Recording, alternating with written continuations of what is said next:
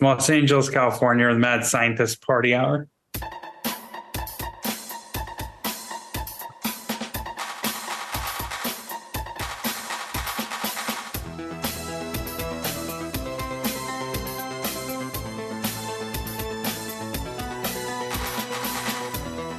Oh, hello there, friendos. Welcome back to another episode of Mad Scientist Party Hour. My name is Kevin Kraft, joined once again by a man who has sold his pants and underwear on Craigslist and used the money to buy an anatomically correct Barbie doll that he's currently slapping his boner around to. That's Jeff Clark. What's up? Does anyone still use Craigslist? I guess we can chat about that later. And transmitting to us from the inside of an elephant's ass, the bearded, clumpy dingleberry known as Shuddy Boy. Yo, brap, brap. And to answer your question, I don't know, Jeff. I don't know that Craigslist is relevant for anything anymore. Yeah, I mean, I've been selling off like a lot of my collectibles and stuff, and I've been using that Nextdoor website / app, which is basically, they might as well just call it Karen.com. Like, Yeah. I don't know how many times I've unsubscribed and blocked and all these fucking stupid, it's like, oh, you might be interested in this post. It's like, no, I guarantee you I'm 100% not interested in that post from Nextdoor. It's all just old people fucking bitching. I unsubscribed from Nextdoor like seriously 4 or 5 times and could not get off their email list. I finally was able to figure it out earlier this year. It's a nightmare. But I've managed to sell some stuff because it's nice, especially if you have bigger things that are a pain in the ass to ship that I don't want to sell on eBay. And eBay takes like a huge fucking cut too. It's ridiculous. Have you tried Marketplace? Oh, on Facebook? Mm-hmm. I haven't yet, but this week I'm listing a whole bunch of stuff on there just because John Cooper is getting delayed till September to sort of circumvent and at this point, what's looking like an inevitable SAG strike. So they're not definitely striking yet? No, they've voted to I think they voted to allow a vote amongst the members, but I think there's 175,000 people in SAG. A lot of them aren't even active, and they need, I think, a majority of the people to vote yes on a strike, but it seems like everybody's pretty fucking pissed off.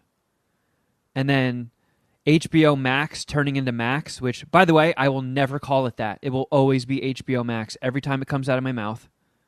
I still call it HBO Go sometimes. Yeah, I slip up with that too. But it's HBO Max. I haven't. I've heard so many people just be like, yeah, how stupid is that they changed the name? Like, everybody thinks it's a bad idea. So I will endlessly refer to it as HBO Max, and I encourage you to do the same. I don't even do that. I just call it the HBO app. But yeah, people are all pissed off because they changed the whole interface. So usually when you would click on a project and it would have, the cast, the writer, and the director, they now just have the cast, and then it says creators. And it's just a whole mishmash of names from producers to writers and directors. And the Directors Guild was like, really, you motherfuckers? We haven't been fighting for 90 years as a union, so you could just lump directors in, like, and get them lost in a creative or creators pile. So it seems like every union is fucking furious. The studios are losing tens of billions of dollars, and if they paid the writers what they were asking for, it would be 1/100th of what they've lost already. But people are so fucking greedy that they're just like, yeah, rather than pay the people that made me all of this money a decent livable wage, I'm going to set a mountain of it on fire rather than give them a speck of it. Fucking nuts. I wonder what the out-of-work SAG actors think about this vote. I would say almost all of them are going to vote to strike because why the fuck do they care? I mean, I've been, taking the pulse amongst people I know that work in film and TV, and everybody but one guy is like, they're striking. There's going to be a strike. But the average consensus Have you talked is... to the actors that you've cast for John Cooper and taken their pulse on the situation? What did John have to say?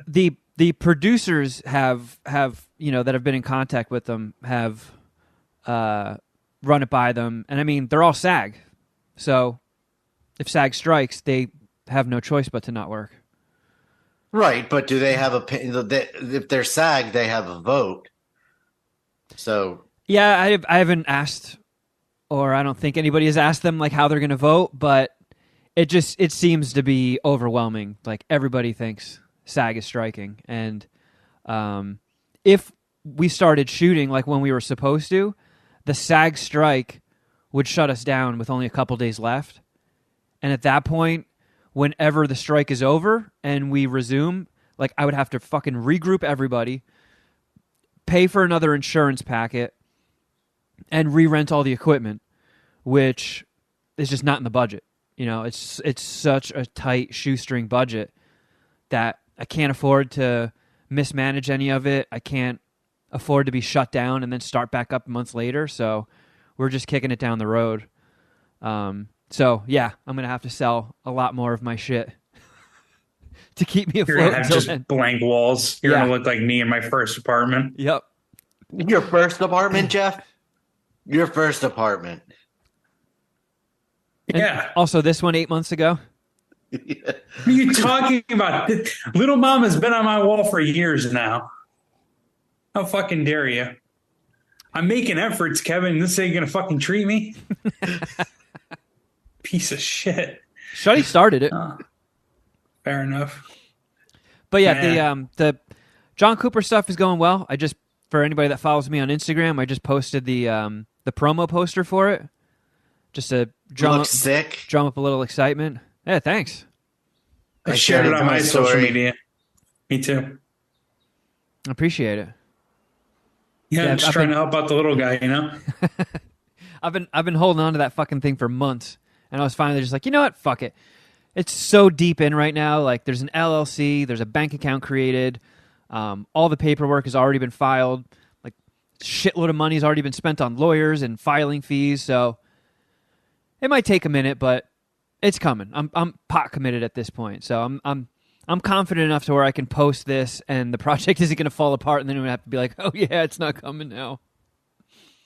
But we did I met with a bunch of the producers and some of the new crew hires, and we all went out to dinner. And I'm like the old fart of the group. Everybody is in their like late 20s, early 30s. They're all like these gorgeous, talented young human beings, and then I'm just this corroded, gray, middle-aged dick joke slinger showing up who has zero experience in the industry. And I'm just like, hey guys, we sat down at this theater. Yeah. We went to this restaurant that had outdoor seating, and it was like a sort of just like a getting to know you thing and just bouncing ideas around. So we all grabbed some drinks, and we sit down, and I sat at the head of the table, and I take a big swig of my beer, and I did the whole thing where like when you take a sip and you go, I sort of slurped it a little bit, and I inhaled beer and coughed and spit a mouthful of beer straight ahead. So since I'm at the head of the table, I misted every single one of them with a mouthful of beer spit take. And I was just like... That was the first time you had them all in one place at the same time? Yeah, and it was before that's the best way you can prepare them for what working with you is going to be like.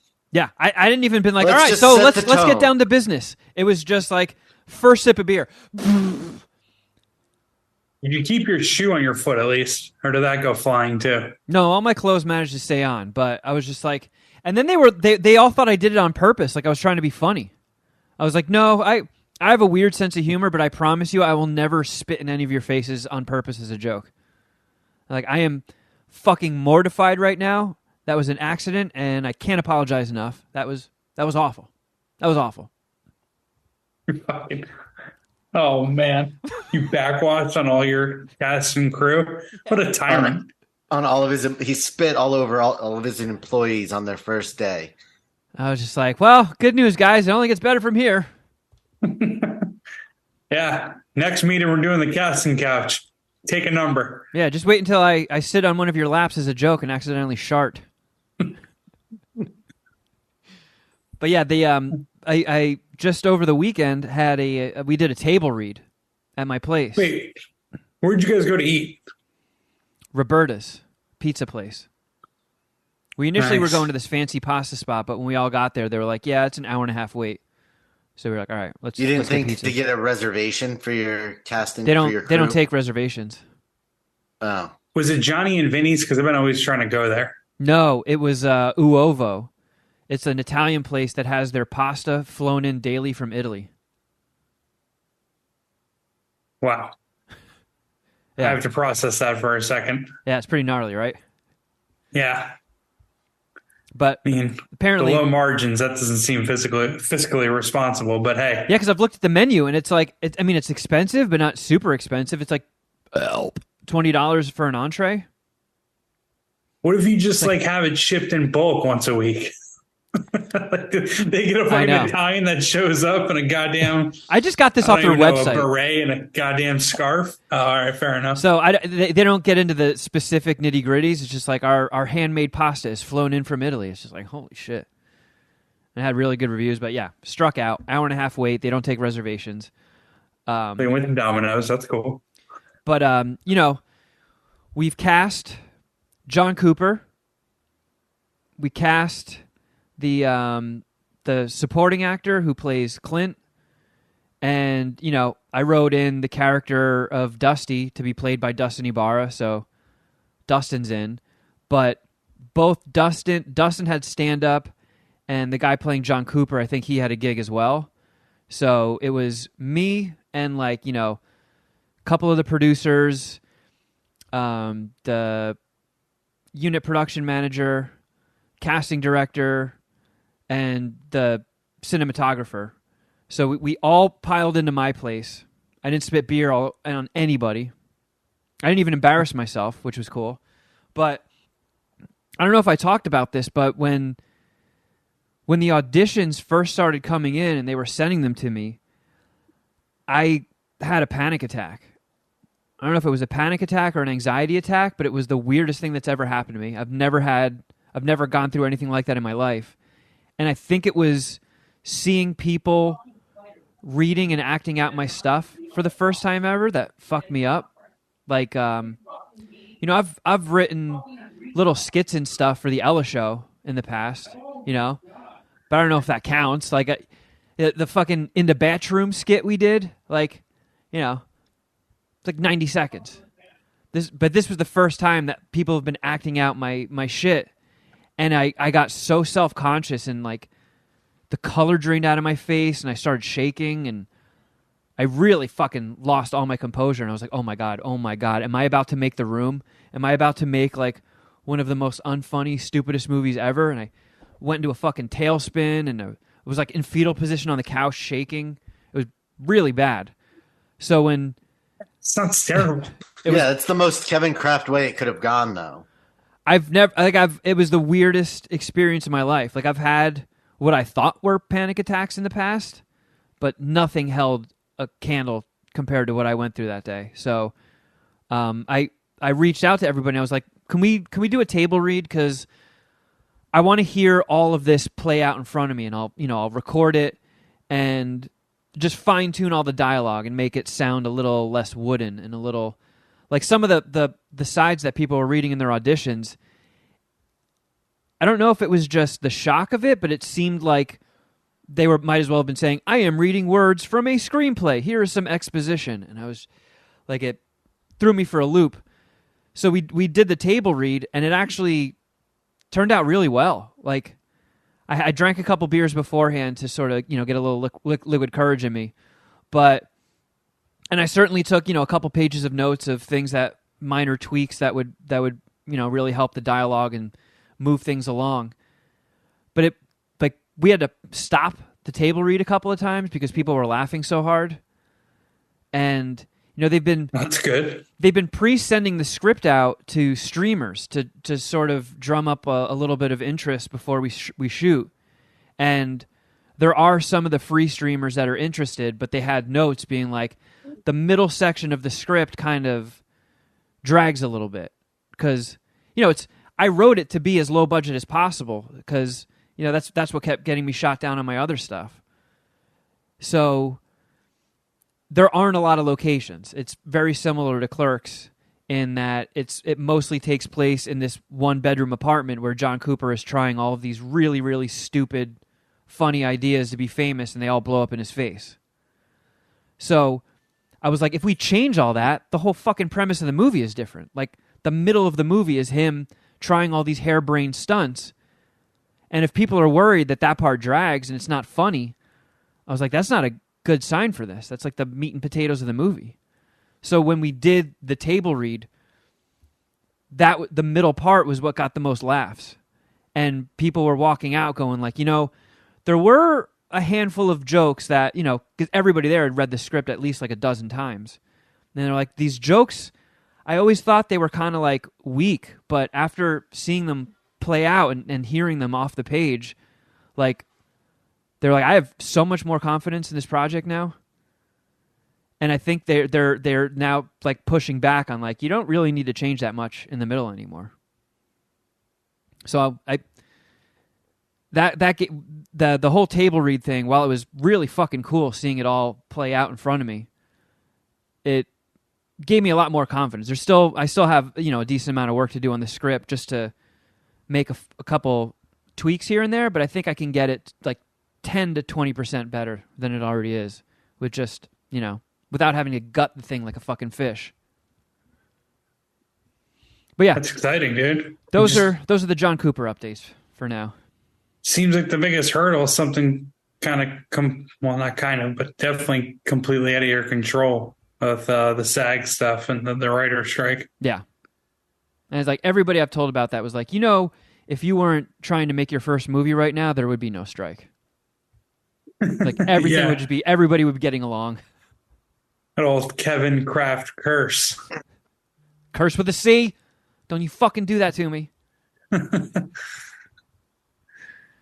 yeah, well, those are just the quick updates I got on the. Sounds like a nice little Memorial Day weekend. Yeah, it was productive. Did you find an apartment for John Cooper? We think we have it. Thursday, going on a location scout. So I'm trying to. I made like a John Cooper Instagram account. So whenever I go on locations and stuff and we do camera tests, I'm going to try and put stories up of just get some like behind the scenes, putting the pieces together stuff up there. Do you have like ideas or a way to keep like everyone kind of locked into the project while the strike is going? Well, I mean, the actors, if SAG strikes, nobody has anything to do. Luckily, everybody involved in the project doesn't have any project scheduled that far in advance. So everybody is still free for September. And then if and when SAG strikes, which is probably going to be July 1st, is when it officially kicks off, it's going to kill a fuckload of projects. Like every studio movie that's filming right now is instantly shut down. Every TV show is shut down. If the Directors Guild joins in, that is pretty much, they're all the networks and studios are like ready to eat losses by having no movies come out. And then their entire TV slate is going to be reality. But I think if the Directors Guild also strikes, that torpedoes all of that, and like everything is just crippled. But I've been lucky. I talked to everybody because I got a really cool team, and everybody's already done so much groundwork that I don't want to lose anyone. And they're like, yeah, if we push to September, we're all still on board. All right, well, let's knock on wood and hope that all comes together. Yeah. What I'm more interested in, though, is what you guys sort of teased last week, and that's that you guys aren't getting along with your neighbors. Oh shit, that's right. I forgot about that. Yeah. Yeah, there's just a one neighbor that I have beef with, and it's actually more Bill's beef than it is mine.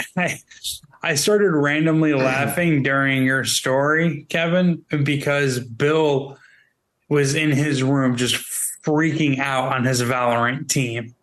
Oh, is that Calling them. that talking we just heard in the background? Oh, you could heard it? Yeah. You heard Yeah. it? Yeah. Yep. Oh, wow. No shit. My bad. Yeah, he was freaking the fuck out on these guys. Apparently not optimal strategy, and the KD rates are falling. So Bill's pissed, but he'll because he's pretty knee deep in esports. He'll like have to jump on early and like start playing early to like sync up with like Asians and Europeans that are also big into esports, right? Their days run like 6 hours ahead of ours, sometimes 8, well, however long, right? So he'll be up sometimes like at 7:30 in the morning, 8 in the morning, just fucking like playing. He'll try to keep the noise down, but sometimes like he'll just, do the gamer rage. Anyhow, during the summer a couple of years ago, we moved into our apartment in April. So a couple months after we moved in, it gets hot, and it gets like really, really hot in his room. I don't really know exactly. I don't get exactly why, but it does. So he had the window open while he was playing, and he was freaking out. And the neighbor was like fucking pissed off, and I guess like yelled up through the window, like threatening Bill, and like I guess he knocked on the door as well, but I don't know either. I wasn't here or I wasn't awake. I would have been here, but I wasn't awake or I didn't hear this. What So, the fuck? Yeah, take this. This guy got fucking pissed, and Bill told me about it afterwards. Like, what the fuck? This guy came up here threatening us, or like threatening you? Like, oh shit. Well, wait, So, like saying he was going to beat Bill's ass? Yeah. Have you seen this guy? Is he like? Yeah. Is he threatening? No, he's a little smaller than me, I would say. Like You think height wise, definitely skinnier. Like he's like a thinner dude. But you guys could beat him up if he attacked you. I don't know about that. I would like to say. I mean, dude. What can I say? I've never been in a fight before. Like God damn it! My White Walker staff fell off again. I gotta stop playing with this. God damn it! My fucking toy broke. Fucking told you the bow staff is weak. Oh, actually, this is more my of an ice collectible spear. action figure. What was I saying? Oh, I've never been in a fight, or I haven't since I was like 13. Like, so it doesn't even fucking count. So I don't know. Like, I have good hand-eye coordination. I feel like, I don't know, sizing the guy up, I'd be all right. But maybe I have a glass chin and he hits me, I'm fucking done. You know, who knows? But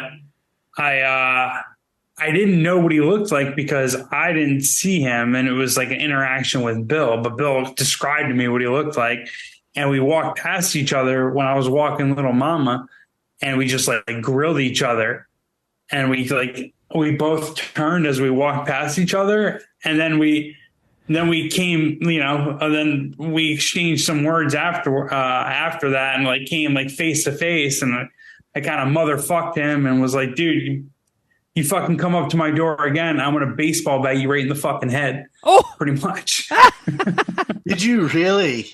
Yeah. Like, I was like, dude, like, I didn't say baseball bat you in the fucking head, but I said something to the effect of like, I'll what fuck did you I up. say? Or something It was just like, that? you come up to my door again, and like, I'm going to put you in your place, dude. And it was a really weird interaction. Obviously, Yeah, what's Very your tense. what's your mean mug face? How did you shoot him daggers? I can't do this. Come on. I don't know. It's just, I don't know. It just real. I don't know. I just stared at him like just very cold. I don't know. Just, it was just, I'm fucking smiling as I do it. You shot him the blue steel? Yeah. The angry blue steel. I mean, that is pretty wild. That's a wild move for a guy who's like not all that big to hear somebody flipping out and then threaten them with violence. For sure. Like, I'm not threatening anybody with violence because if they called me on it, they'd beat me up. What have your interactions with him been like since? Yeah, do you see him often? I see him maybe once every couple weeks. Yeah. Because he lives right next to us, right? He's our neighbor. So I see him every couple weeks. And one time, the most recent interaction we had was after Cheech's birthday. Oh, after the vomiting? Cheech vomited all in the homie Brendan's car. And he was pretty much vomiting outside of this guy's apartment, outside of my apartment. And the next day he saw me and he was like, just giving me shit about Cheech puking.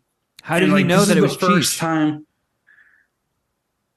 I think he looked outside the window and saw us. Oh, he saw it happen live? I would assume. I mean, he knew it was me and my brother, so it wasn't like a random guess. But like, he gave me shit about it, and I was like, dude, like our one issue months ago, like we don't have a problem anymore. It was a one-time thing, and like, it's like, I don't know what the fuck your problem. And he's like, no, you have to be quiet. I was like, no, you need to move out of the fucking city. Like, guess what, buddy? Cities are noisy. If you don't like noise, you should live in a fucking city. He's like, all right, whatever. I'll just call the cops next time. I was like, all right, yeah, you do that. Yeah, because cops come when you call them for real crimes. Like, yeah. I've you're going to call in a noise complaint in a city? Like, what the fuck are you talking about? Yeah. Like, you can call the cops around here for like a legitimate reason, and they are not coming. So if you were to like make a Karen phone call to the cops, they'll probably like, yeah, that's cute. Yeah, well, wait outside for us. We'll be right there, buddy. Yeah, fucking stupid. But yeah, every now and then I have an awkward little, we kind of look at each other weird when we pass each other, but there's only been a few times where we've exchanged words, and it's never pleasant. Usually ends with, yeah, fuck you. I mean, I have my Bill moments where, like, if I'm playing, you know, an online game or something, I never wear the headset, and I feel like a lot of games you can pretty much only talk to your teammates now anyway. Like, back in the day, you used to be able to talk some vicious shit to anybody in the game. But I think now they pretty much just limit it to your own teammates, so you can't talk shit. Or, like, if you're playing anything on Nintendo, they don't even have a chat function because they know it skews younger, so they don't want anybody talking to fucking kids on there. I got a random message on PlayStation yesterday from somebody that was in a match with me on Call of Duty that just said, "We reported you on Call of Duty." Oh, you got Call of Duty, Karen?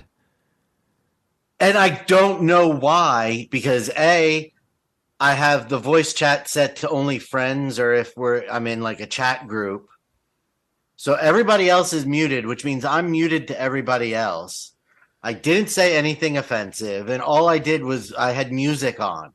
And so I don't know why. So I just reported them too for spamming me and responded, "I just reported you too," and never heard anything back. Like, a report off. I don't hate that. It's just minding my own business. I was high on edibles, just playing fucking Shipment 24/7, and have no idea what I had done that upset this person enough that they even had to message me and tell me they reported me. Did the screen name look familiar? No, because I've played games before. It's been a while because I mostly just play stupid ass Fortnite. But I think even on Fortnite, where I've killed somebody before, or if you're doing a Call of Duty match where you're just repeatedly killing each other over and over for a whole match. Where like one person, I just happen to keep killing the same guy over and over in the same match. And I've had those people send me messages and like flip out on me or call me a pussy or the F word. That's probably what it could, because it was it was while I was in the match after one that had gone unusually well for me.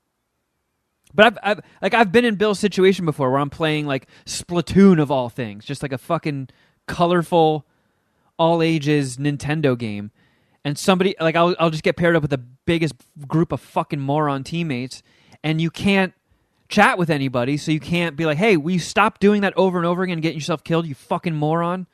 Like, there's no way to strategize or anything. So sometimes my rage just boils up and I have to just yell out like a really loud fuck. It's just like I have to release the steam valve. I get so fucking pissed for no goddamn reason. It's so stupid. It's a video game. Who cares? But I get mad. At least I don't rip my underpants off my body anymore. But I do occasionally have to yell out fuck. And then immediately I'm just like, oh, man, that's so embarrassing. I bet you all my neighbors just heard that. I do that. I definitely do that. You know, but your house is like, or your apartment is like pretty like, I don't know I don't know like the word or term like for, but like closed in. I mean, you don't have like a lot of windows. Me? Yeah, I don't have a lot of windows, but the wall of my living room on one side is my neighbor's bedroom.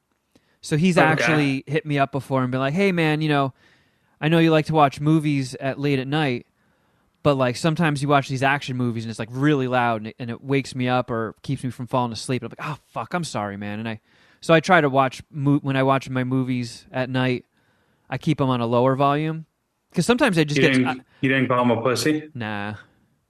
I mean, I get it. I don't want to fucking keep the guy up. It's That's fair. Pretty shitty design that my living room shares a wall with someone's bedroom. I don't know why they wouldn't just have the living spaces shared on a wall, but I also don't want to be a shitty neighbor. So I was like, yeah, I start a movie every night at 10 o'clock, and he goes to bed around that time. So I conceded on that, but as far as like the people upstairs, I can hear them super easily.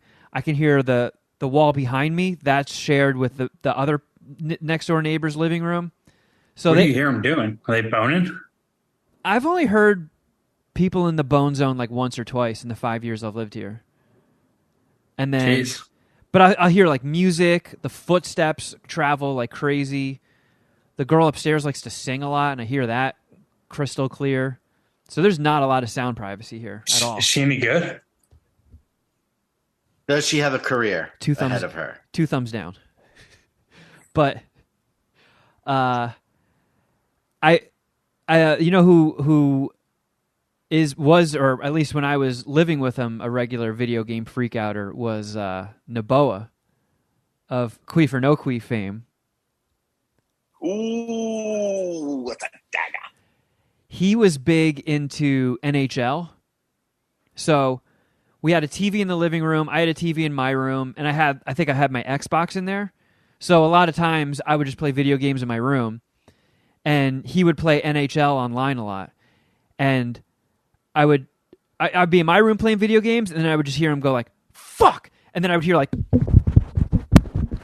scuffling around, and then it was him digging the headset out, like in a rage. He's like, you motherfucker! So he's digging it out and plugging it in, and be like, hey, you fucking cheese dick! Stop fucking cheesing! And he would just lose his shit on people. Because I guess there was this one glitch where if you went around the back of the goalie and shot, it would go in every time. Yep. That was the NHL '94 glitch, but I hear you. Yeah, there are hockey glitches almost in every game. Yeah, and he would he would get so pissed off he would call it cheesing. Like if you were getting like those free glitch goals on him, he would just like flip out and just grab the headset and start yelling and be like, "Stop fucking cheesing! Stop cheesing!" So I know the gamer rage is real. I felt it. Got a lot of homies that have felt it, and I can only imagine because Bill's fucking nasty.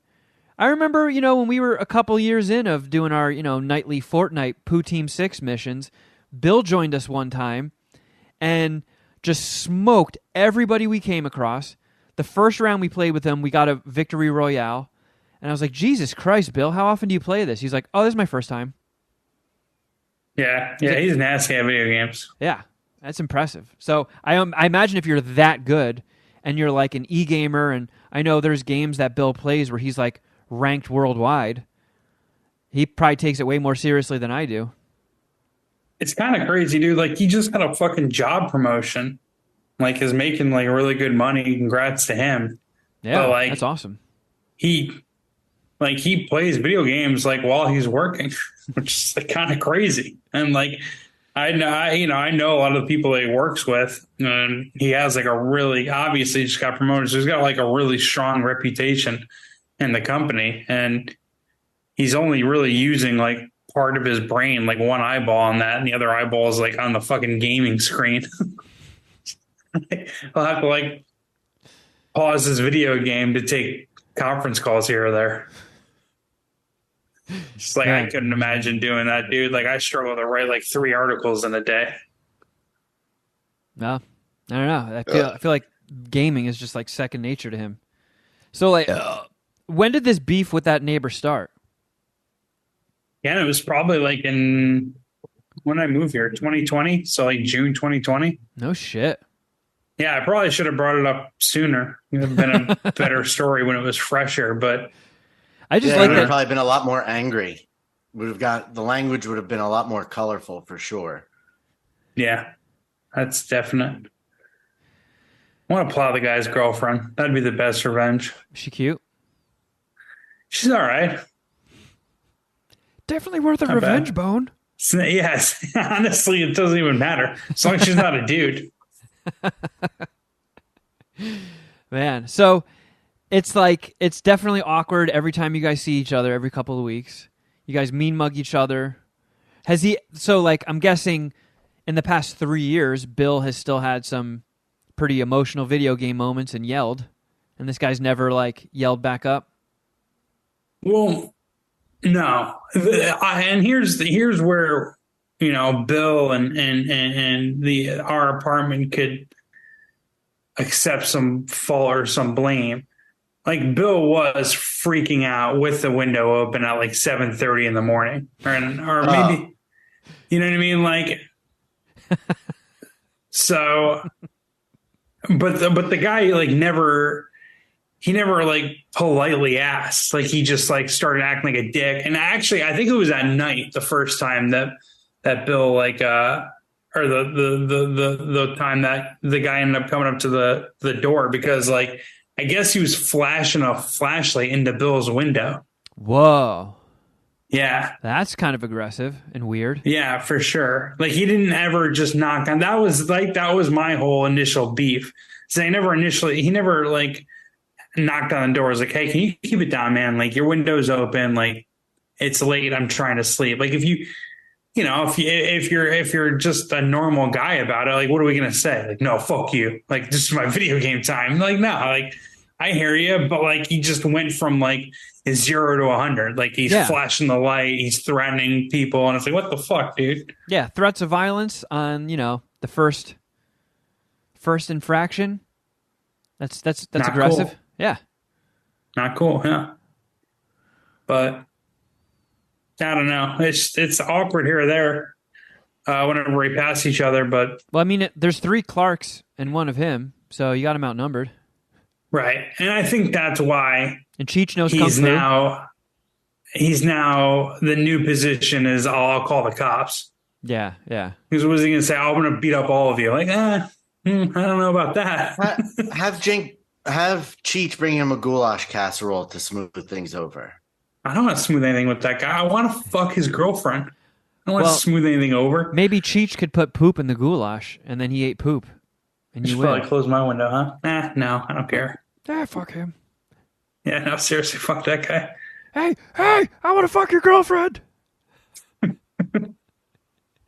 Yeah, I still see that guy who got mad at me because he like kicked the door open.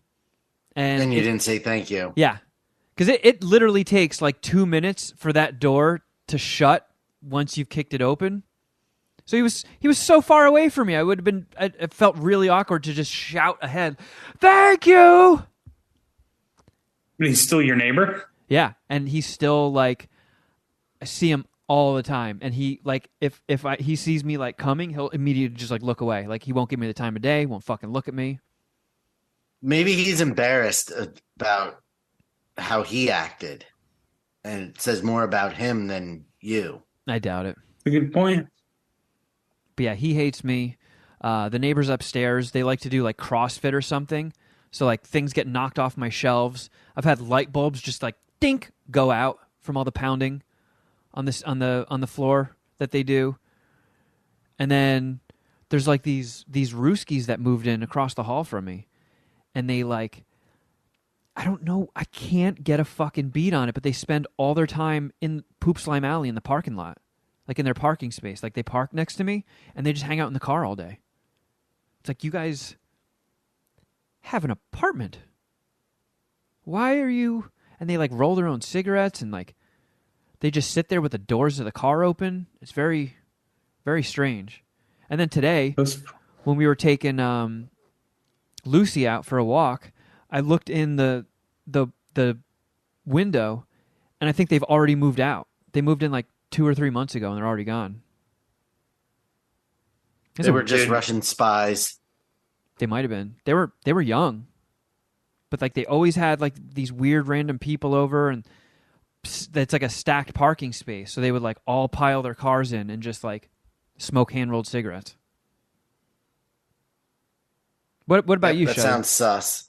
What happened with you? Mine is much more passive. The neighbor if you're looking at my house on the right side, they have not been friendly since the day we moved in 3.5 years ago.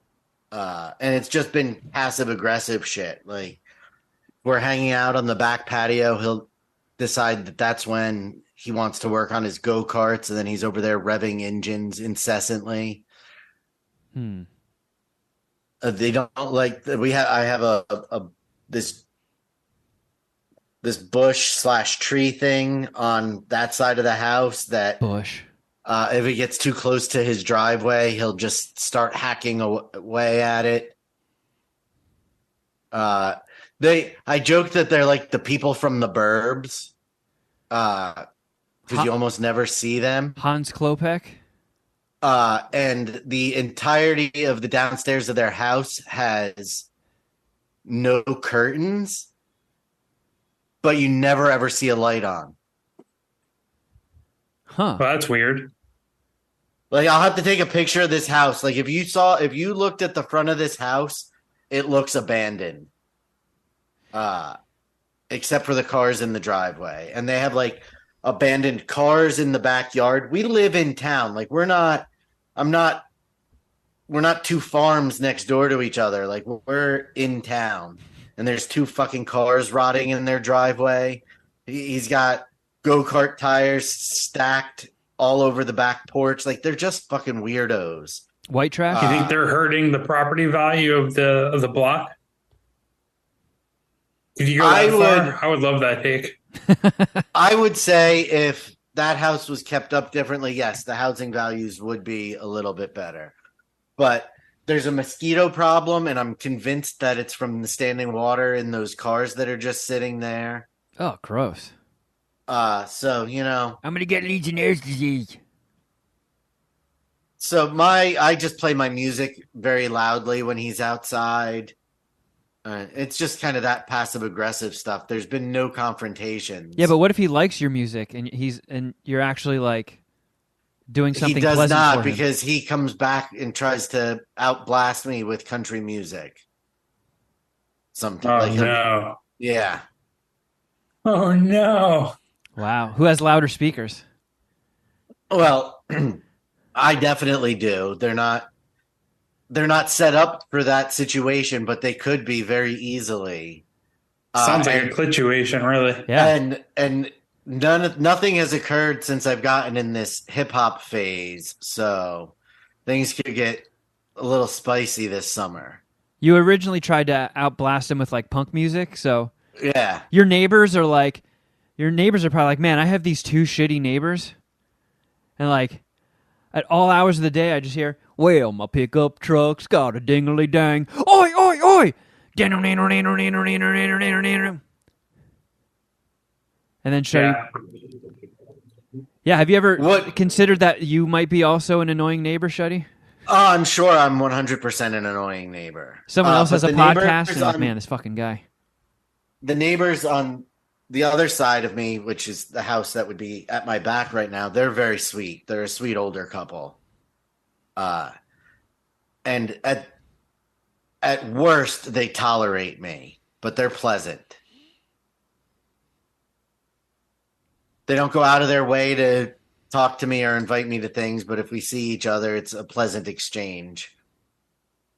And their dogs are probably less well behaved, worse behaved than mine. So there's that too. Yeah, I'm definitely a shitty neighbor, but what can I do? I'm only trying to be better one day at a time.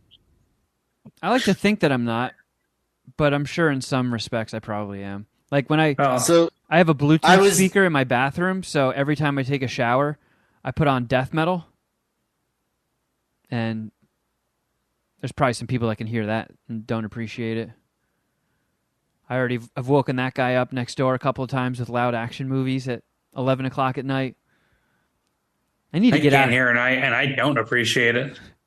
I just need to get out of this fucking one-bedroom apartment stage in life. I don't know. Maybe my 40s is the decade for that. Maybe this will be the time it finally happens. You know what, Kevin? Stay tuned to the Patreon, because I might have just the place for you in Shuddy Boy's fucking news. Nice. That you can use your John Cooper money that you're going to get to purchase. Man. A piece of vintage Americana even. Speaking of which, there was a piece of news that came through the Outkick desk that I want to talk to you guys about. I sent you an article, or actually just the headline of what the article was going to be.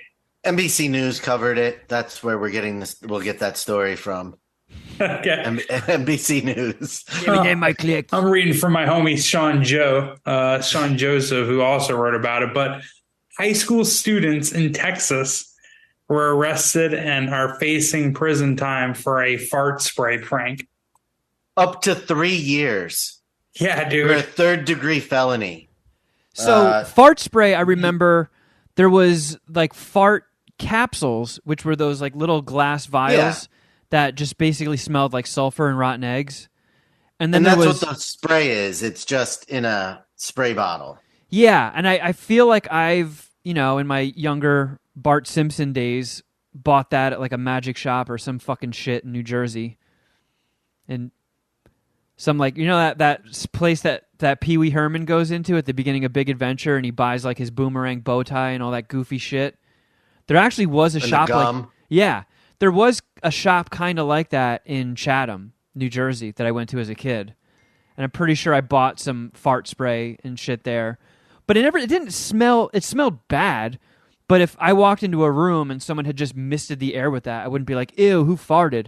I'd be like, what is that weird chemically aerosol smell in the air? So you wouldn't be facing a felony. They're being charged with possession of a prohibited weapon, which is a third-degree felony, because they intentionally or knowingly possessed a chemical dispensing device. Okay, that's like, those are charges that will ruin your life before it even starts. They're going to fucking get kids over fart spray for that. Like, I didn't read the article. Like, do these little chodes deserve it, or is this an overreaction? It has to be an overreaction. It's an overreaction. Somebody smelled it, and then they evacuated the school and called in multiple fire departments to check the school, making sure it wasn't a gas leak or something or a danger. And then they found that there was no evidence of any danger to anyone. Some students had strong negative physical reactions to the odor, including headaches and nausea, and were taken to hospitals by ambulance. Oh, come on. by ambulance. That's like Dom choking on the hot dog and having to go into the ambulance. Dude, I sent you a link of the product that they use to get this weapon, this Oh yeah, let me see that. yeah, this fucking chemical agent, this weapon. All you need to do is spend $9.99 on Amazon Prime. Well, on Amazon. What about that as an Oscar punishment? You have to buy that stuff and use it as banaka. I was thinking how we can make this an Oscar punishment. The only thing is I don't want to do something that would like affect my brothers. But otherwise, like, yeah, I was thinking of how we could do it. And like how could like the listeners pay off from it? Bianca. But what is it? Banaka? Banaka. What do you say? Banaka. Yeah, Banaka. Bianca is a girl who I want to have sex with. Banaka. Here's the fart spray. How would anyone get anything out of that? I don't know. Like I could just lie and just say, yeah, I put Banaka in my mouth for a couple of days and people were grossed out. Or if you just like sprayed it into your mouth during the podcast. Yeah. Or you put it on like cologne and you have to be videoed trying to talk to women out in public. That is super aggressive, but like go get like a little bouquet of flowers from Ralph's and just be like, "Oh, greetings to you, madame." I spray the hens. How do you say this brand? Hensgawkt fart spray on the bouquet of flowers, and then I mack it to her. No, on you. It's on you. Either way, I mean, if I hand her the flowers and that smells like shit, that can ruin her day even more, and my chances perhaps. But the description of this fart spray, it says it smells like 14th century sewage. That's a pretty good description. Yeah, I imagine that sewage is terrible, but how do they know? Yeah. Like, yeah, this That's a good point. This definitely isn't 13th or 15th century. This is definitely 14th century sewage. Was that like this a bad... reminds me of my freshman year in college. I want to say like it was probably the first month of school. We our whole floor on in our freshman dorm room building was just fucking nuts, dude. It was nuts. Like we accrued, I think, the most damage of any floor in like St. John's University, like residential living history. Like, it was fucking crazy. And our RA was just completely checked out. He did not care whatsoever. It was super fun. But thinking back on it, I don't know how this guy didn't get into a ton of trouble on top of all of us. Anyways, we got into like some beef, like not like serious, not physical beef, just like a prank beef with our neighbors in the dorm building. And we just threw shit at each other like almost like a dinner fit for a king. Like we would just mix stuff up in a fucking bowl and just throw it at each other. You know what I mean? Yeah. And like throw it at our doors. And my buddy got the fire extinguisher and like fired the extinguisher against the door and like underneath into their room. And it set off the fire alarm. And because there was all these like weird substances around, like they ended up calling in the fucking the New York State Fire Department, the NYPD, and like they evacuated the whole building. Like this was in the middle of the night. And my roommate who pulled the fire extinguisher was pretty much like shaking. He's like, I'm gonna get thrown out of school. I'm fucked. I'm getting thrown out of school. But I don't know, they never like found out who did it. And they eventually let us back in after like a couple hours of like, they brought in like a fucking bomb unit. They brought in like a bunch of like a bunch of different like fire department and police officers to figure out what was going on. But that's just what I thought of when I read this story. Well, yeah, I mean, we were hellraisers in my dorm as well. Like, I used to rollerblade around the halls naked. We would whip beer bottles out the window. piss in the water fountains, piss in the Was sinks. it a guy only dorm?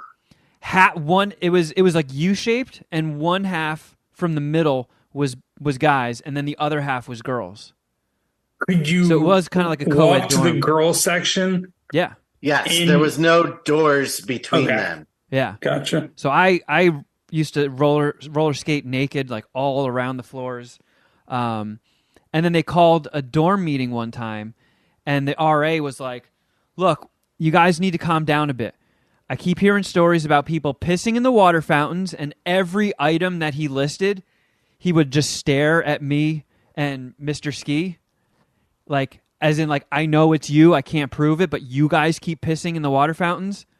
And like, he's like, Such "You a guys, dick move. it's like, this has to stop. You guys have to stop." And then one day, there was a fire in the trash can in the bathroom, and it set off like the fire alarm and all this shit. And so obviously we were suspects number one, but for once in our lives, we didn't do it. Like somebody threw a lit cigarette in the trash can, and it just ignited it. So they had to evacuate the building and stuff. It didn't like catch any structures on fire, just burned the trash can. But it wasn't us, and they were like ready to expel us. And we both had to just be like, I think they like checked our pockets to like see what brand of cigarettes we smoked to compare it with like the cigarette butt they found. But it was like scorched, so I don't know how they would have identified it that way. But they were hell bent on it as like we were the ones, and we actually weren't. And thank God they never. They I think they either found out who actually did it, or like, fuck, we can't even pin this one on these guys. Thank God. Wait, this was in high school? No, college. I was gonna say, so thank God. So what? You would have been removed after one semester instead of 3? Yeah. Thank God that didn't happen. Yeah. But man, as far as like evacuations over a smell from just like a spray that you can buy on Amazon that's, meant as a prank, how is it sending people to the fucking hospital, like calling ambulances, evacuations? Like,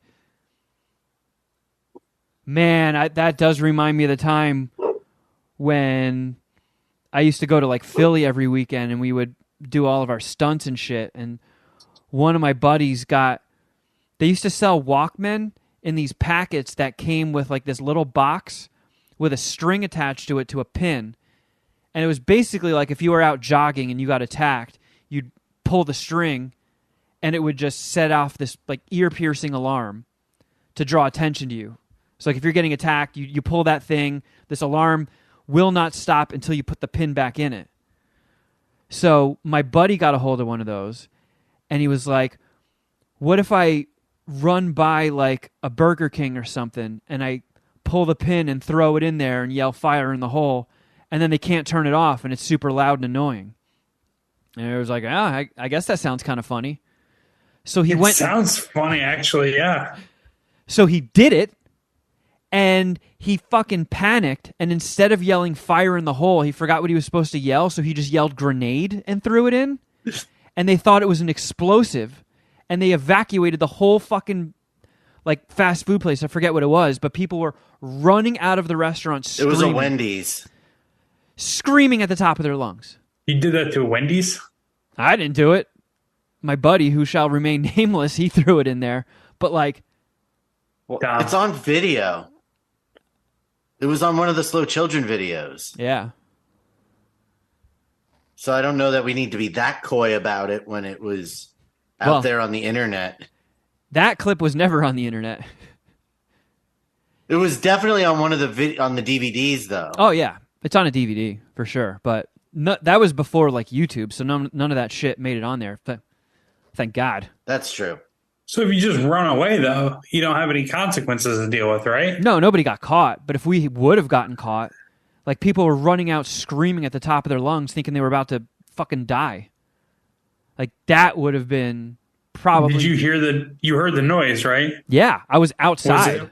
Was it terrible? Like, was it as bad as you thought it was going to be? No, I thought it was going to be funny. I thought people would just be annoyed. Like we all just thought people would be like, "Damn it, they threw this thing in here and we can't turn it off." But the fucking dummy yelled out grenade.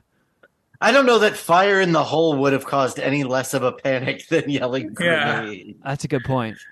But they both pretty much foreshadow an explosion of some sort. I mean, this was Yeah, over. fire in the hole is what you yell when you throw a grenade into something. Yeah. But maybe there's just like slightly less people that know that than know what a grenade is. But Fair I mean, enough. that was over 20 years ago, and I feel like if you did this fart spray prank 20 years ago, you probably would have gotten like suspended or something, but not like facing fucking years in jail for it. I mean, oh my God. Correct. But yeah, I feel like even 20 plus years ago, if my buddy got caught with that fire in the hole grenade thing, that would have been probably some serious charges. Yeah. That was sketchy. That was super sketchy. How the fuck did we get here? What are we even talking about? Where am I? I'm a fart spray, dude. Oh, yeah. Oh, yeah. So are you going to eat it? TBD. I think he just needs to put 2 sprays under each armpit and then go out and talk to women. And have someone at film the him? beach or something, and have someone film him. Yeah. And it has Just to be... ask them, just interview them and see how long they'll stick around before they either say something or they turn their nose up and walk away. Yeah, and it's got to be done in one take. So you like, if someone's filming you, you stand there, you mist yourself, mist your pits with the fart spray, and then immediately walk over and start talking to somebody. A lady.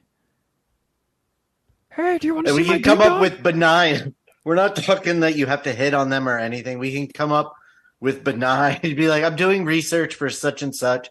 Do you mind if I ask you a few questions? I don't hate this. I think I can pull this off. Is there an age requirement? No minors. Well, all right. What about like just a sweet old lady? No old ladies either. They've got to be. Yeah, what if you send her to the hospital? I would have to swipe right on them on Tinder. 35. Yeah, exactly. Fair enough.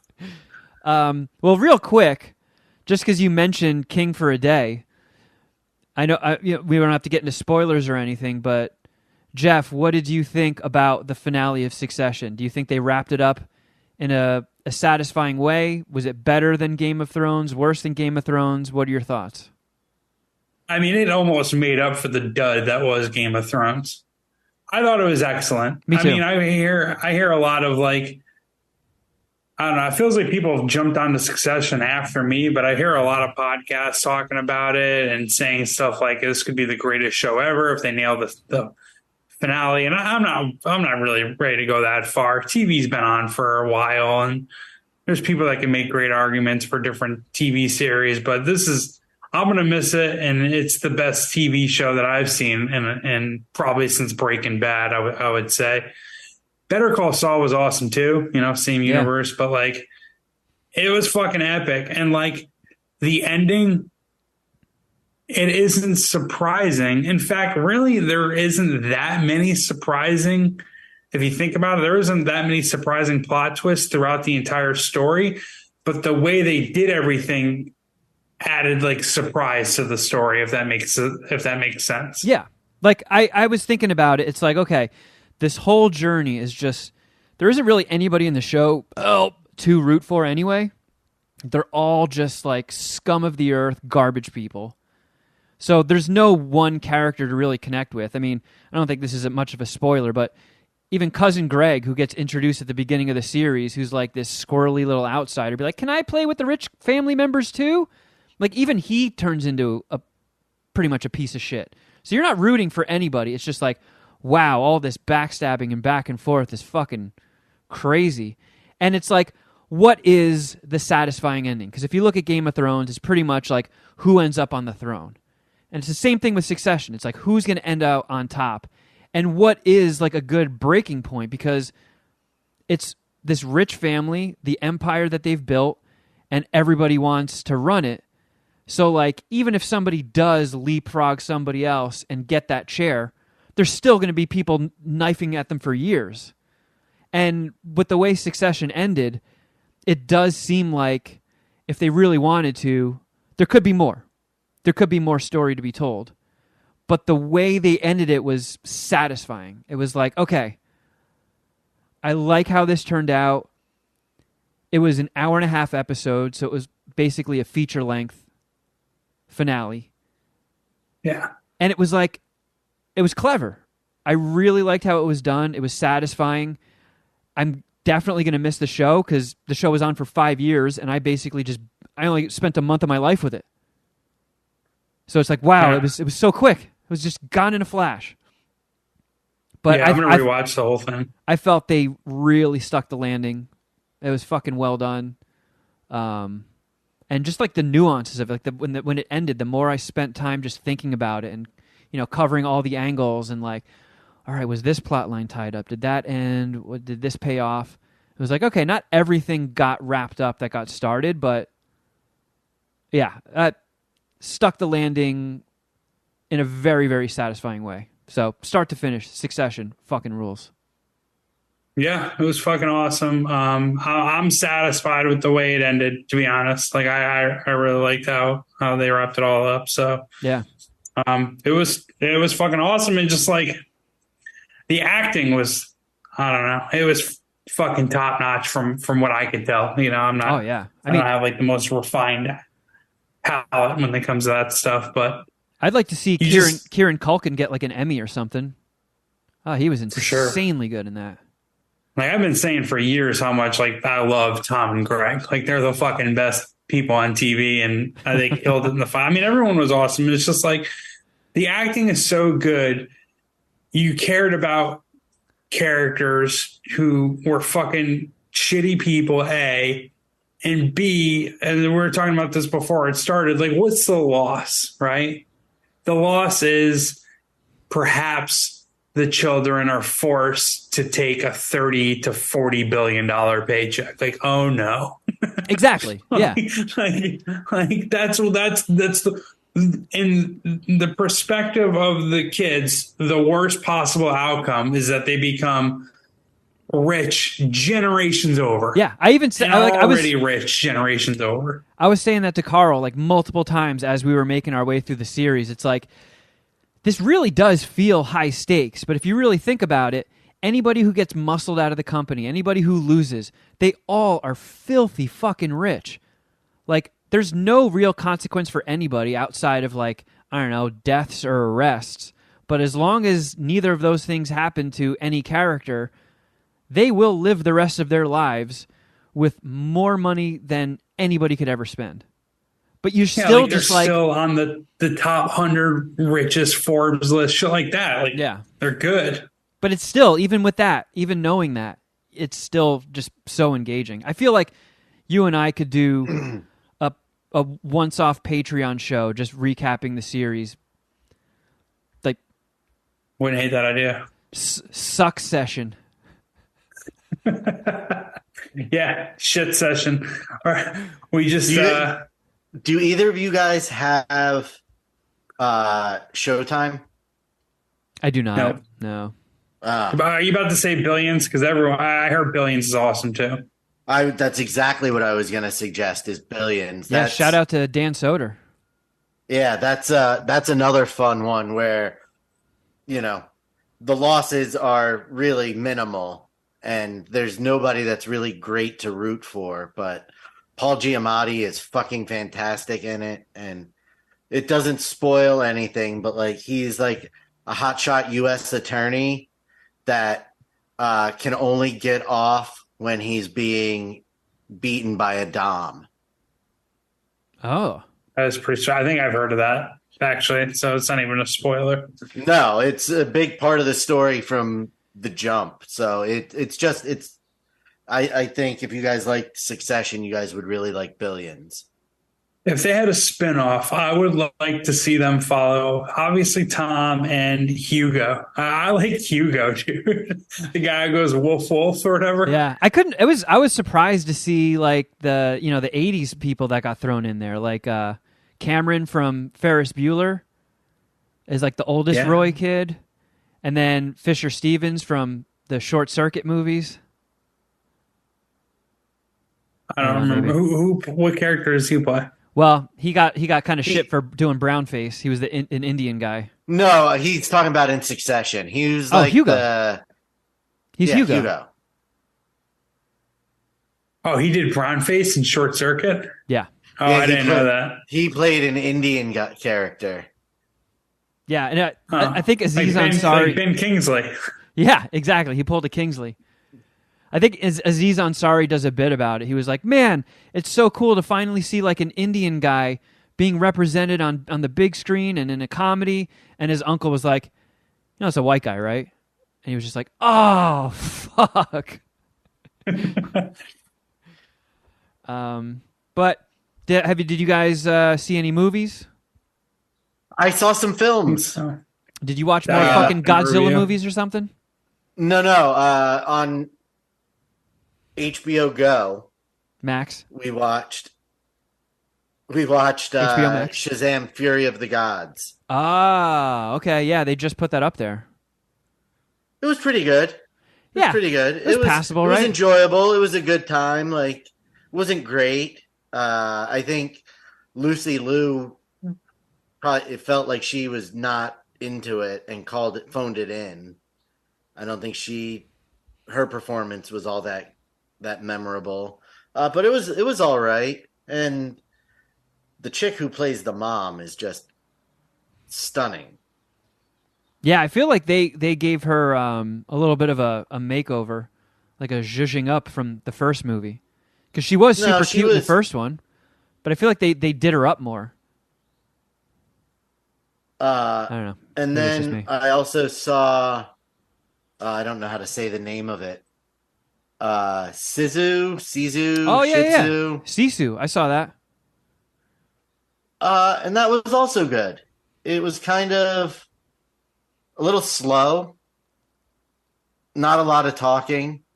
But it was fucking violent. And there were a lot of scenes that had me like cupping my mouth because it was just brutal. Yeah. It's like John Wick if there was the gore of a slasher movie.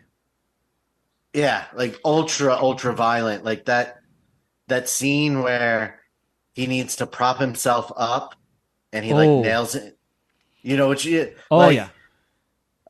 That one, like that made my stomach start to feel very not good. Like, yeah, if you think John Wick has survived some preposterous situations, wait till you see what the Sisu guy survives and lives through. Like guts hanging out of his stomach, and he just like fucking staples them or whatever. twist the little thingies up. He's like ripping like loose wires from debris and just stitching his guts up. It's like, all right, it's come like on. Tropic Thunder, where he's laying there with the fucking intestines on him. And his hands are all like exploded like confetti. Yeah. But Sisu is cool. I like Sisu. It was good. Shazam, Fury of the Gods, 3.25 dicks, and Sisu 3.75. Nice. Would you guys mind if we took a very rare once in a blue moon commercial break? No. I'm on the verge of soiling myself. I thought maybe I could hold off between the main show and Patreon, but not happening. So are we going to take a commercial break, or do you just want Geoff and I to babble about nonsense? I don't know. You guys want to babble? This might be a quickie. It's like ready to go. Yeah, I mean, I think okay. Geoff and I can discuss the possible next home of DeAndre Hopkins while you're gone. Okay. Well, we're going to do a quick breakdown of the NFC East. All right, I'll make this quick. Take your time. I really hope the fucking Giants get him, but it would make most sense for him to go to the Browns, right? I mean, Deshaun Watson's there. He had his best years with Deshaun Watson. They kind of need a wide receiver. Well, now here's the thing. Does he go somewhere for a year, like say Kansas City on a veteran minimum, because he's still getting paid a huge chunk of guaranteed money from Arizona? Yeah. So he doesn't have, or does he get fucking greedy and want the guaranteed money from Arizona and then also a huge payday from another team. I don't know how. I don't know how that works. Like, if he gets picked up by another team, does then that guaranteed money become partly their responsibility? I know it's dead cap space for Arizona, but then is the new team on the hook for some of it? I don't believe so. No. Because it would make sense for him to sign a veteran minimum, go to a Super Bowl contender for a year while he's still got this pay, and then next year sign a long term wherever he's going to give him the most fucking money. That would make the most sense, and Kansas City would definitely make a lot of sense. You could argue San Francisco, even though I don't really have a quarterback. You can argue the Philadelphia Eagles. That's that's why I kind of hope that he would go that, because it would just be insane to have AJ Brown, Devontae Smith, and DeAndre Hopkins. Like, any one of them could play any one of the three wide receiver positions on the field, and it would give the defense fits. Like, if you put him on another, if another team makes a luxury signing like this because he's willing to sign for next to nothing, he could make an already powerful team even that much more dangerous. Yeah, from his perspective, I don't know why you wouldn't go to the Kansas City Chiefs, right? Like, they don't really have a number one wide receiver. Like, No, not obviously at all. Kelsey, and like, he's didn't have a playing with true the best quarterback in the world. Yeah, and they didn't have a true number one last year, and they won the Super Bowl. So what could they do with him? Feels like it'd be a perfect fit, actually. Dude, everyone expects the Giants to suck this year, and I think we should be at least pretty good. I mean, I get from a gambling perspective, I get the argument on why we would suck or why we would be like below our season win total, but I don't know. I'm excited about the near future and long-term future of the team. Not nearly as excited about my team as you are with the Eagles, but still. Did you guys figure I'm pretty out Deontay Wilder's sports ball career? I mean, that's not bad. Is that even an athlete? Yeah, that's the thing. He's either the former or current heavyweight champion of the world, boxing. That's Okay. All right. So at least he's a he's legit sports star. Yeah. good job. I said a Good thing. job, Yeah. Kevin. But no, we're talking about DeAndre Hopkins. Oh, shit. Okay. I'm trying to think of a cool, quick DeAndre Hopkins story that would get you somewhat interested, but I don't have anything off the top of my head, so I'm not gonna try. I don't think there's anything there. No. But I went to the theatre and saw a new release. Oh, I saw what did you see? Bert Kreischer's The Machine. Did you? Yeah. And how was it? Is it kind of like the Nick Cage movie we saw with Pedro Pascal? Yeah, a little bit. Except it's a little bit more grounded in reality, like in what was that? Unbearable Weight of Massive Talent. Like, Nick Cage has a fake family in that. Like, this, his wife that he's been with for a very long time and a daughter, and in real life he has that like young bride he only married a couple years ago, and I think he only has a son. But in this they mirror Bert's actual family pretty accurately. And but it is based on, I don't know if you guys know that Machine story that he tells. Loosely familiar with it. Does he has a family though? Like, he has a wife and kids and shit? Give me one second. Yes, he does. What the hell is he doing? Just evacuated the chair. It's escaping. Oh, you stunk your place up that badly. Yeah. Why didn't you just keep the bathroom door closed and crack the window? Well, the window is always cracked because I like to vent the bathroom out when I take showers and stuff. But yeah, this is brutal. I feel like I might get time for this for a chemical attack.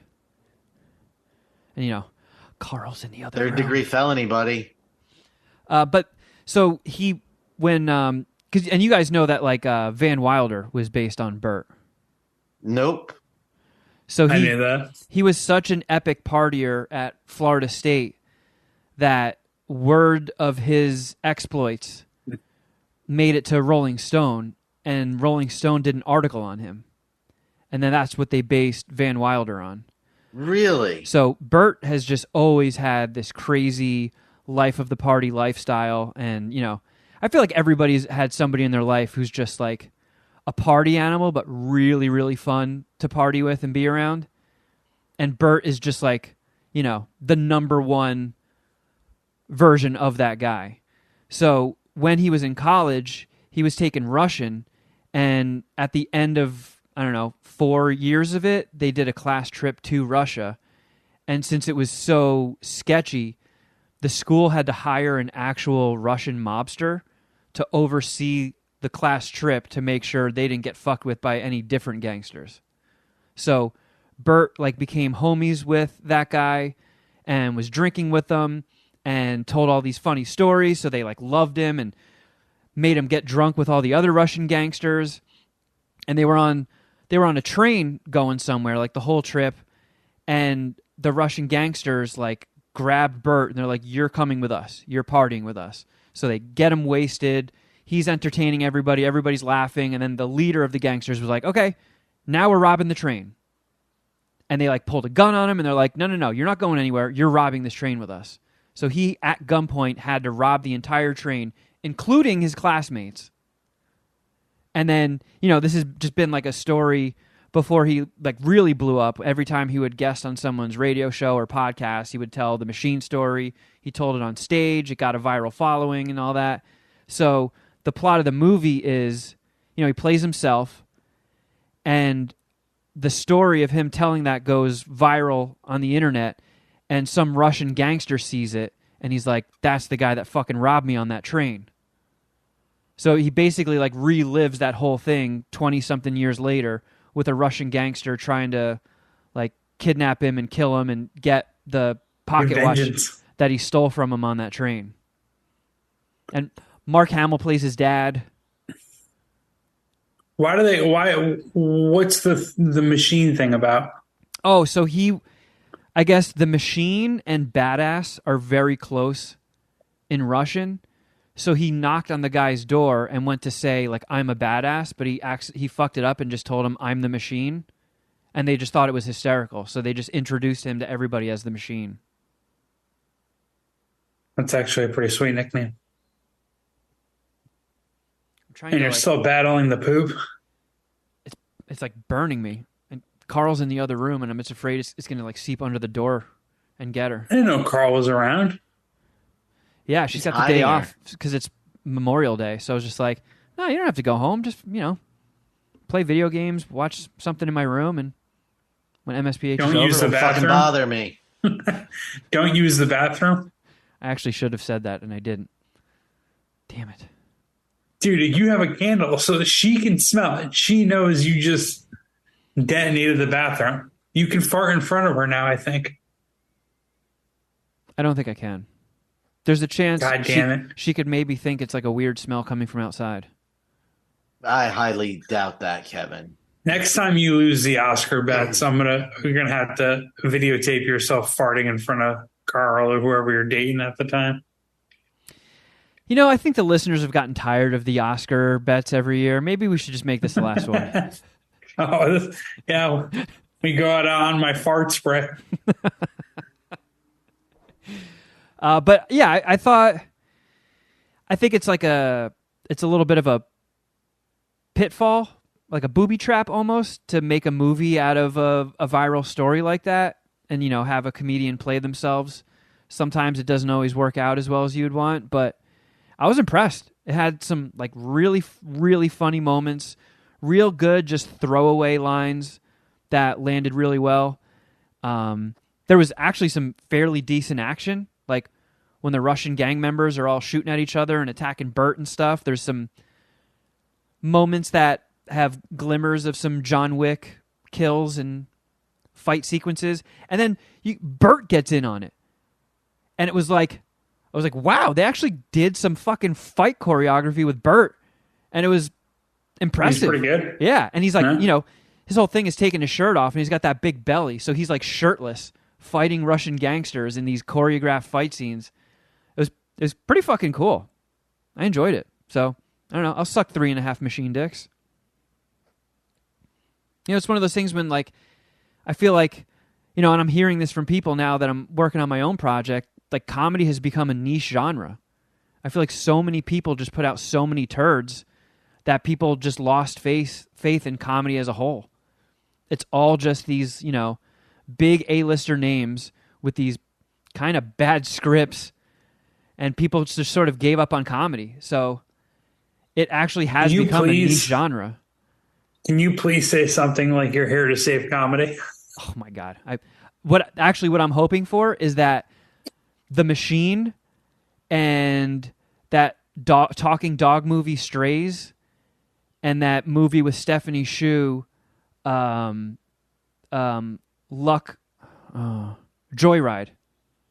Those are like 3 promising comedies that are coming out this summer, and I'm hoping they do really well so people get interested in comedies again and want to watch mine. No, so you're going to draft on their success, ideally. Yeah. I in no way, shape, or form have enough faith in myself where I'm going to save or revive a genre. I hope somebody else does it. Single-handedly, I have faith you'll do it with no help from anyone else. I hope one you of don't these need those other 3 movies. I hope one of these heavy hitters does it, and I could ride their coattails. I'll do you one better, Shuddy. I expect him to save comedy. You know what? If he doesn't, we might have to replace him on here. Carl's going to dump his ass if he doesn't completely save comedy. I all right, fucking this is your last chance, you guys. Kevin. All right, this is like an Airheads, and they fucking stick up the radio station. It's like, this is your last chance, Kevin. You want to keep me in your life? You save comedy with John Cooper. But Carl, it's so hard to save comedy. Don't worry, guys. I'm on it. Oh, I almost barfed. I accept the mission. I don't think my near vomit just then was from my own poop, though. Just to clarify, I didn't make myself almost vomit. If that's what the cause of that belch was, then Carl is just struggling in the other room. I have this delightful. Probably passed out. She's suffocated. You should go in and check on her. Just hey, is everything all right? Don't snitch on yourself. You're cool in here, right? I just want to make sure. She could be taking a nap. In which case, I don't want to wake her up because then she might be like, you know what? After that nap, I kind of have to pee. And then. But you at least need to go put a mirror under her nose and make sure she's still breathing if she's asleep. You think my it would be so hilarious if just like while we're talking about her head poked out and she like you know, from the little threshold. Yeah, and she's like, oh. She's like, do you smell that? Did something die in Poop Slime Alley?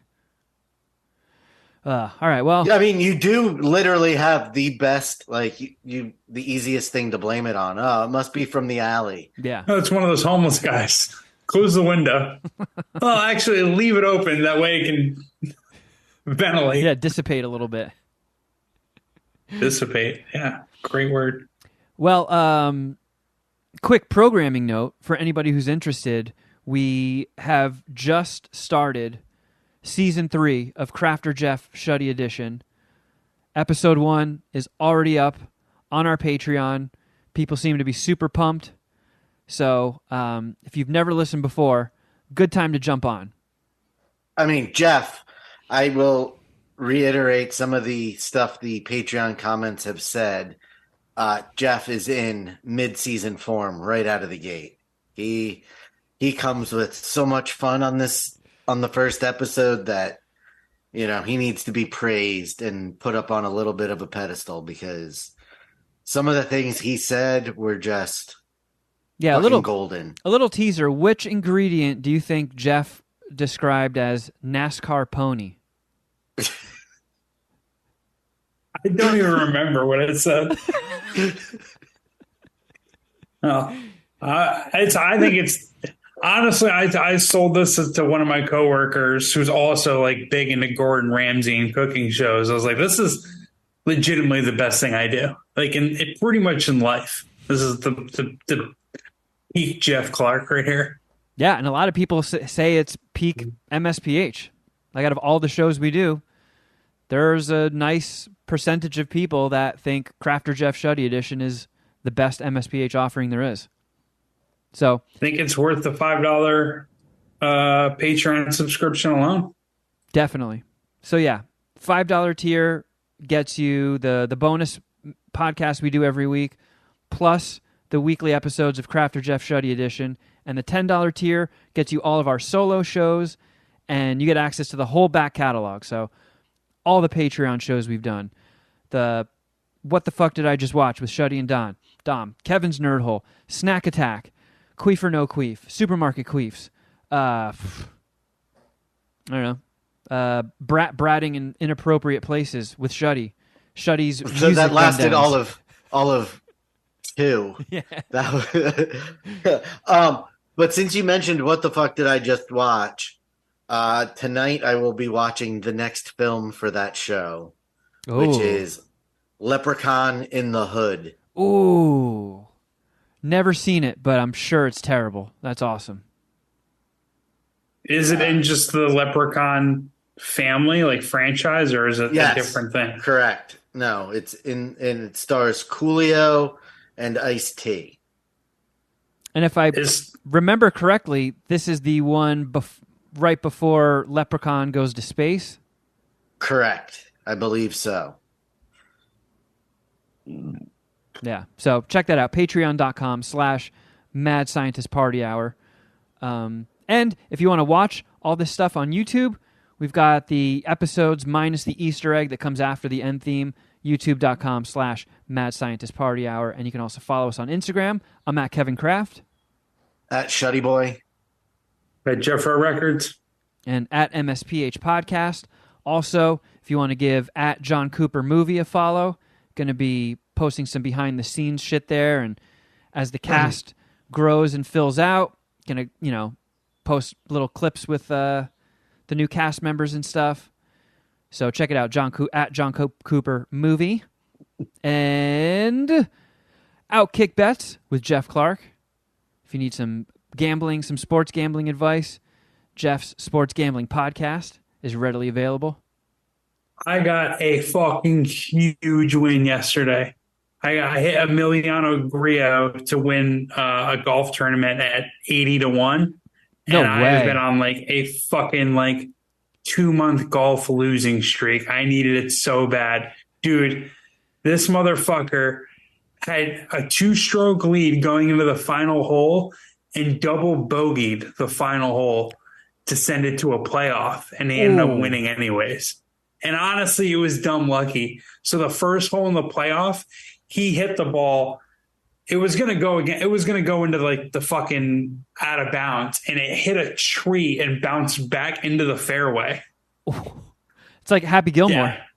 Yeah. It was just dumb luck. So, but I'll be talking about the Memorial Tournament this week and the NBA Finals. So Nice. Check that out. Outkick Bets. Shuddy, you got any dates at the Chuckle Hut? Nope, I'm taking a break for a little while from touring, but I mean, Yeah. the road life has been hard on you. You need time to catch your breath. it has. I need Yeah. to just take a break. Well, thank you for listening, everybody. We truly appreciate having you on the team, and we'll catch you next week. But until next time, something.